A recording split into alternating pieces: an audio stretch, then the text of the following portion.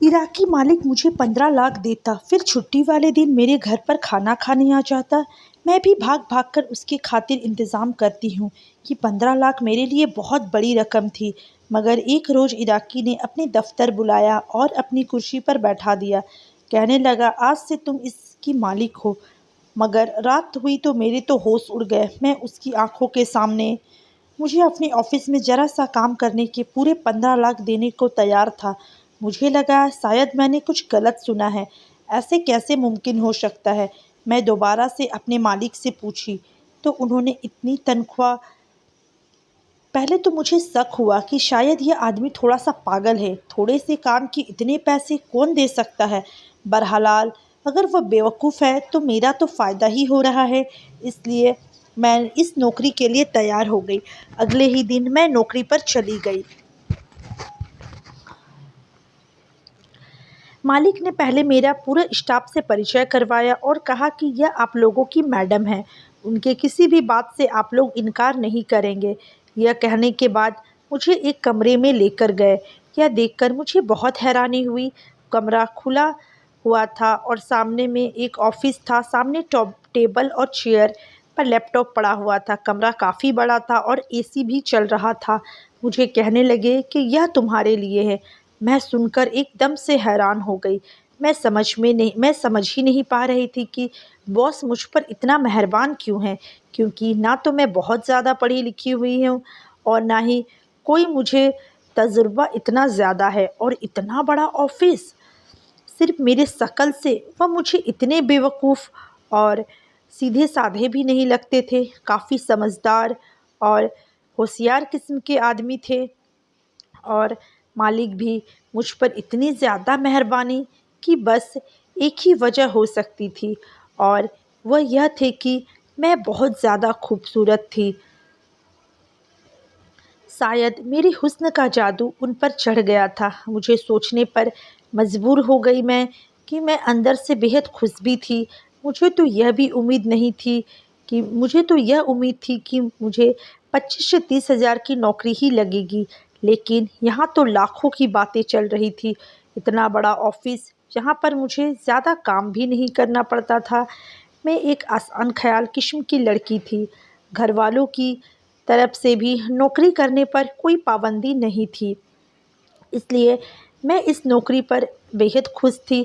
अब तो आए दिन मालिक मुझे नए नए कपड़े भी गिफ्ट में देने लगे थे। मुझे यह यकीन सा हो चुका था कि वह मुझ पर लट्टू हो गए हैं।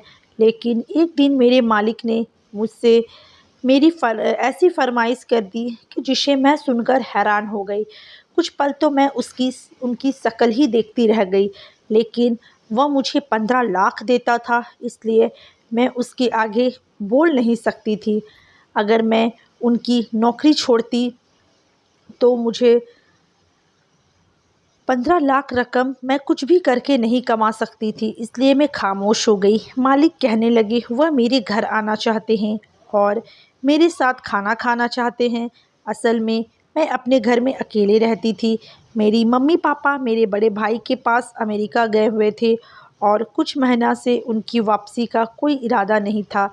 मैं एक सेल्फ इंडिपेंडेंट लड़की थी, इसलिए घर पर रहना मेरे लिए कोई बड़ी बात नहीं थी।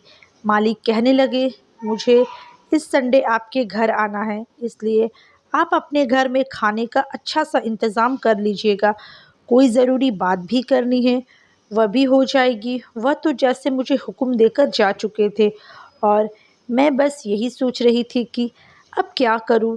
मुझे लगा कि मेरे मालिक मुझे शादी के लिए प्रपोज़ करने वाले हैं, क्योंकि वह मुझ पर इतना मेहरबान जो थे। इसलिए संडे वाले दिन मुझे दावत का इंतज़ार कर रात के 9 बजे गेट की तरफ गई तो तकरीबन सब कुछ बन ही चुका था। मैंने दरवाज़ा खोला तो मेरा मालिक सामने खड़ा था।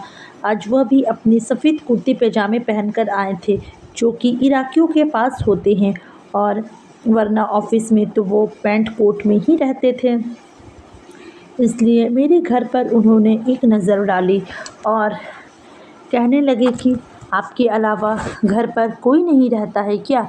मैंने कहा, मेरे साथ सिर्फ मेरे माँ बाप रहते हैं और वह भी मेरे भाई के पास अमेरिका गए हुए हैं।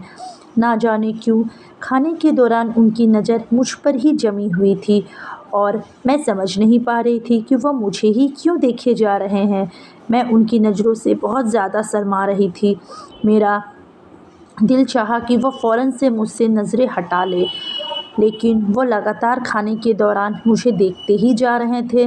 बल्कि मैं चाहती थी कि मालिक मुझसे शादी की बात करें, लेकिन इस तरह से लगातार मुझे देखना कुछ अजीब लग रहा था। 3-4 घंटे मेरे घर पर ही बैठे रहे और इधर-उधर की बातें करते रहे और मैं उनकी नज़रों की लगातार शिकार हो रही थी।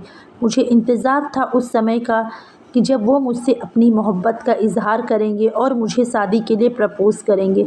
लेकिन मेरा दिमाग तो चकरा कर रह गया जब मुझे बातों ही बातों में मालूम हुआ कि मालिक तो शादीशुदा है।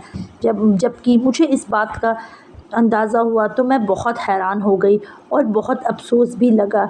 मुझे तो लगा कि शायद मेरी खूबसूरती से इम्प्रेस होकर वह मुझे नौकरी की इतनी बड़ी रकम इसलिए दे रहे हैं, शायद वो मुझे पसंद करते हैं और मुझसे शादी की बात करेंगे।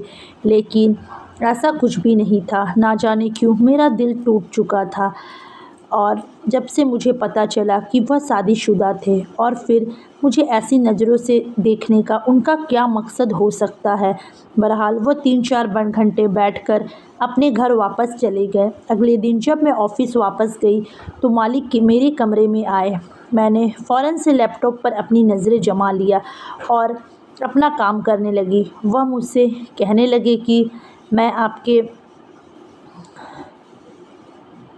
लिए एक तोहफ़ा लेकर आया हूँ। यह सुनकर मुझे कोई भी खुशी नहीं हुई और मुझे हैरानी उस वक्त हुई जब उन्होंने अपनी जेब से एक एप्पल का मोबाइल निकाला, जिसकी कीमत उस वक्त 2 से 3 लाख रुपए थी। वह कहने लगी कि यह मैं आपके लिए लाया हूँ। यह देखकर मैं तो आंखें झपकना ही भूल गई थी। अगर वह शादीशुदा है और अपनी बीवी से प्यार भी करते हैं और मैं सिर्फ इस ऑफ़िस में काम करने वाली एक कलीग हूँ, तो फिर इतनी बड़ी मेहरबानी वह मुझ पर क्यों कर रहे थे? आखिर उनका मकसद क्या था? वह इस बारे में इस बार मेरे चेहरे पर ज़रा भी खुशी नहीं हुई। अगर वो मेरे साथ सिर्फ फ्लर्ट करना चाहते हैं तो मैं उस किस्म की लड़की बिल्कुल भी नहीं थी। भला कि मैं एक मॉडर्न और आज़ाद ख़याल की लड़की थी और मेरे घर पर मुझे कोई भी पाबंदी नहीं थी, लेकिन फिर भी मुझे यह बात बिल्कुल भी पसंद नहीं थी कि मैं किसी के लिए टाइम पास का सामान बनकर रह जाऊं। अगर वो गैर शादीशुदा होते और मेरे मामले में सीरियस होते तो फिर मुझे यह सब कुछ अच्छा भी लगता और मैं इस मोहब्बत को हाथ बिना लगे मैंने इस मोबाइल को हाथ लगाए बिना ही कहा, सर मुझे इस मोबाइल की ज़रूरत नहीं है, मेरे पास ऑलरेडी मोबाइल है। आप मुझे यह मोबाइल क्यों दे रहे हैं? मेरे ख्याल से तो ऐसे गिफ्ट आपको अपनी बीवी को देने चाहिए, ना ही मुझे। मेरी ऐसा रिएक्शन सुनकर सर गुस्से में हो गए थे। वो मेरे चेहरे के अंदाज़ को बड़ी गौर से देख रहे थे और फिर मुस्कुराने लगे। कहने लगे, मिस मैंने ये आपके लिए ही लिया है, इसे आप ही ले लीजिए। लेकिन मैं इन्हें इनकार कर दिया। एक बार इनकार करने पर उनके चेहरे के अंदाज़ बिल्कुल सीरियस हो गए थे।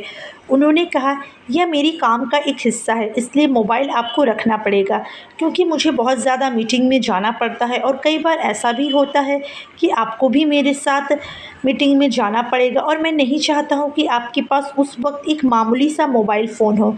मैं आपको इतनी तनख्वाह इसलिए ही देता हूँ कि आप सारी ज़रूरत की चीज़ें ले सकें और आप जब मेरे साथ मीटिंग के लिए जाएं तो आपके पास एक महंगा फ़ोन हो, इसलिए आपको लेना ही पड़ेगा। यह बात ऐसी थी कि मैं इनकार भी नहीं कर सकती थी, क्योंकि यह मेरे काम का एक हिस्सा था, इसलिए मजबूरन मैंने मोबाइल रख लिया। फिर वह मुझसे कहने लगे कि आप शायद मुझसे नाराज़ हैं, मुझे आपका रवैया बिल्कुल बदला बदला सा लग रहा है। अब यह मेरे बस में भी ना था, क्योंकि मैं तो कुछ और ही सपने सजाए बैठी थी। मैंने कहा, नहीं, मैं काम में बिज़ी हूँ। यह कहकर मैंने दोबारा से लैपटॉप में अपनी उंगलियां चलाने लगी।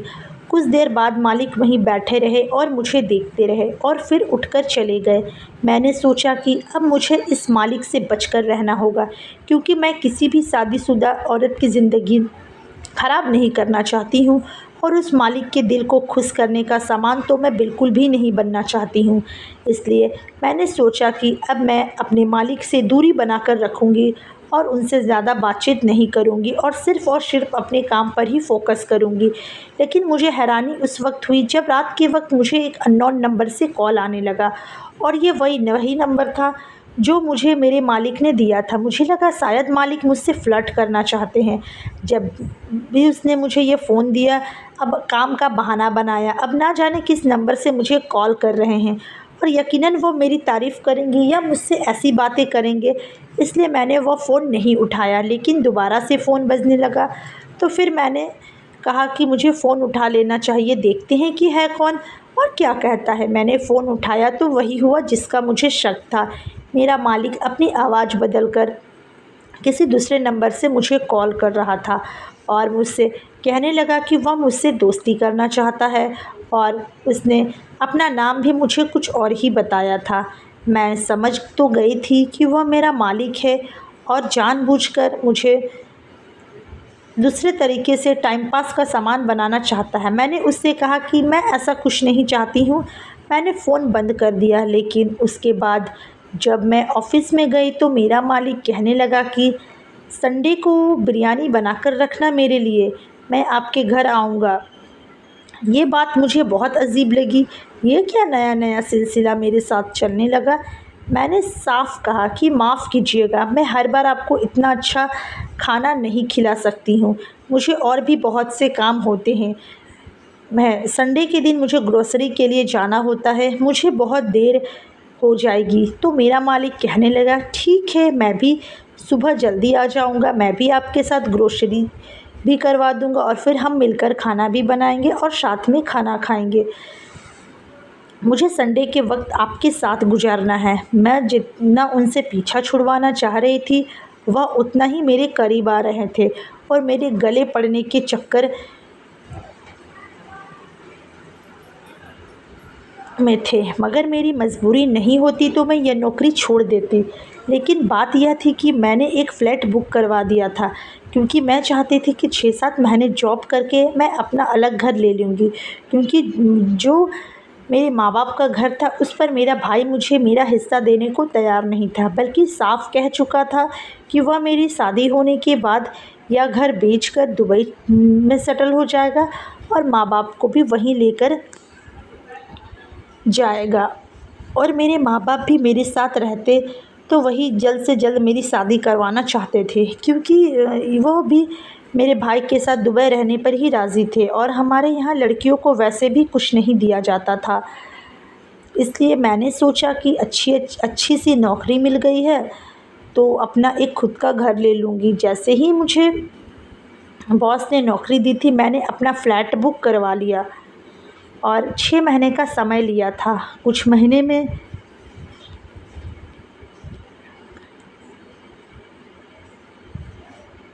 सारे पैसे देकर घर के पेपर अपने नाम करवा दूंगी। लेकिन मैं बहुत बड़ी मुसीबत में फंस चुकी थी। 1 महीने की किस्त मैं अदा कर चुकी थी। मेरी मालिक की बढ़ती हुई गुस्ताखियाँ अब मेरे से बर्दाश्त से बाहर हो रही थी। जहाँ पर मैंने फ़्लैट बुक करवाया था, उनका वसूल था कि अगर मैं उनसे अपने पैसे मांगती हूँ तो वह अपनी बुकिंग वापस ले लेगा और मेरी कोई भी रकम मुझे वापस नहीं देगा। और इस एग्रीमेंट में मैंने पहले से साइन कर दिया था। मैं पूरी तरह से फंस चुकी थी। ना मेरे पास पीछे कोई वापसी का रास्ता था और ना ही मैं मालिक की नौकरी छोड़ नहीं सकती थी। अगर वह मुझे नौकरी से निकाल देता तो मेरे 1 लाख भी डूब जाते जो मैंने अपने फ़्लैट की बुकिंग के लिए दिए थे। इसलिए मुझे मजबूरन मालिक की बात माननी पड़ी और संडे को फिर से मेरे बॉस मेरे घर आ गए। मैंने उनकी पसंद की सारी चीज़ें बनाई। मालिक मुझसे कहने लगे, आप बहुत ही अच्छी हो, फिर आपने शादी अभी तक क्यों नहीं की है। मैं उनकी बात सुनकर मैंने कहा, यह मेरा निजी मामला है और मैं अपनी पर्सनल मामलों को किसी के साथ भी शेयर नहीं करना चाहती हूँ और ना ही मैं किसी की दखलंदाजी की इजाज़त देती हूँ।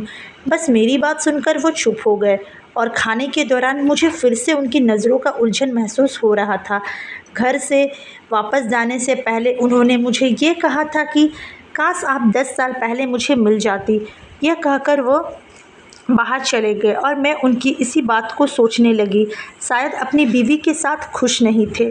मुझे अपने बॉस से दूर रहना ही बेहतर लग रहा था। अगले दिन जैसे ही मैं ऑफिस गई तो मेरा मालिक मुझसे कहने लगा कि मैं यह पूरा ऑफिस आपके नाम करना चाहता हूँ। यह सुनकर तो मेरे पैरों तले से ज़मीन खिसक गया। मेरा जवाब देना ज़रूरी हो गया था कि आखिर वो चाहते क्या है। मैंने कहा कि आपको शर्म नहीं आती? शादीशुदा होकर आप मेरे बारे में क्या क्या सोच कर के रखे हुए हैं और इससे बातें कर रहे हैं। रात को भी आपने मुझे फ़ोन किया था, मुझसे दोस्ती करने का बहाना कर रहे थे। मेरी बात सुनकर बॉस ना जाने क्यों ताज्जुब से मुझे देखने लगे। शायद उन्हें मेरी ऐसी बातें सुनने की उम्मीद हरगिज़ नहीं थी। मैं नहीं जानती थी कि किस्सा कुछ और ही है। मेरा मालिक कहने लगा कि अगर आपको कोई मेरी कॉल आए तो आप प्लीज़ उससे बात कर लीजिएगा। मुझे आपको बहुत गहरा राज बताना है जो आपकी हर गलतफ़हमी को दूर कर देगा। यह कहकर वह फ़ौरन ऑफिस से बाहर निकल गए। मैं उनकी बात समझ नहीं पाई थी, लेकिन शाम को जब मुझे उस नंबर से दोबारा फ़ोन आया तो जैसे ही मैंने फ़ोन उठाया तो बॉस कहने लगे कि टहकाने वाले की पहली जगह पर पहुंच जाओ, मुझे बहुत ज़रूरी बात करनी है और ये वही हो सकता है।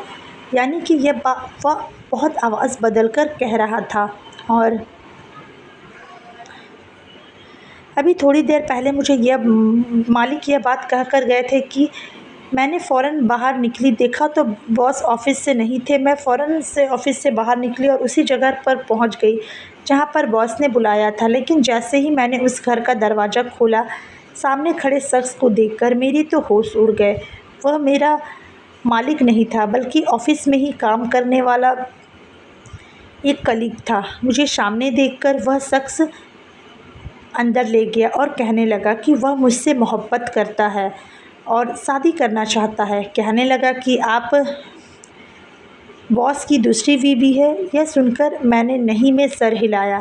तो वो कहने लगा, बॉस ने तो यही कहा है कि आप उनकी दूसरी बीवी है, इसलिए तो आपको ऑफिस में इतना बड़ा मुकाम दिया है। अभी वह यही बात सब कह रहा था कि अचानक से किसी ने दरवाज़ा खटखटाया और उस शख्स ने दरवाज़ा खोला तो देखा कि वहाँ पर पुलिस थी और साथ में हमारे मालिक भी थे और साथ में उनकी बीवी भी थी। मालिक ने उनसे, पुलिस वाले से कहा कि पकड़ लो इसको। यही व्हाट्सएप से साथ में मालिक की बीवी भी थी। मैं हैरान रह गई। मेरे मालिक ने मुझे बताया कि मुझसे पहले इस ऑफ़िस में और इस जगह पर उनकी बीवी बैठती थी और यही काम वह करती थी। उस वक्त इसने उनकी बीवी को बहला फुसला कर उससे फ्लर्ट करना चाहा। उनकी बीवी भी इसकी बातों में आ गई और मालिक ने मालकिन को कारोबार में आधा हिस्सा बनाया था और यह उन्हें अपनी बात से बहला फुसला कर सब कुछ अपने नाम करना चाहता था और यह बेवकूफ़ इनकी बातों में आ भी गई थी। उस वक्त मुझे कुछ शक हो गया था, इसलिए मैंने अपनी बीवी को 12 महीने के लिए विदेश भेज दिया था और उनके ऑफिस में मुझे बैठा दिया। मुझे मालिक अपनी बीवी के कपड़े पहनने के लिए देते थे और मोबाइल पर, इसलिए मुझे सबको अपनी बीवी बताते थे।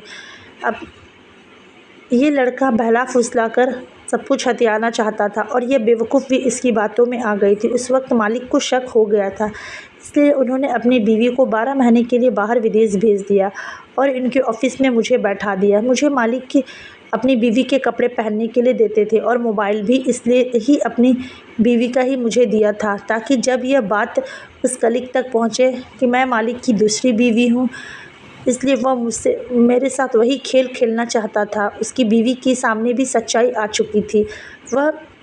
उसकी बीवी ने मालिक से माफ़ी मांगी तो उन्होंने कहा कि वह अपनी बीवी को एक ही शर्त पर माफ़ करेंगे कि अगर वह मुझे मालिक के साथ शादी के लिए रास्ता दे दे। मालकिन ने हाँ कर दी और मालिक ने मुझसे शादी कर ली और हम दोनों सौतन आपस में खुशी से रहने लगे। तो दोस्तों, कहानी यहीं तक थी। अगर कहानी आप लोग को अच्छी लगी होगी तो वीडियो को लाइक ज़रूर कीजिएगा। चैनल पर नए आए हो तो चैनल को सब्सक्राइब ज़रूर करिएगा। मिलती हूँ नेक्स्ट वीडियो पर, तब तक के लिए बाय बाय, टेक केयर। आपका बहुत बहुत धन्यवाद।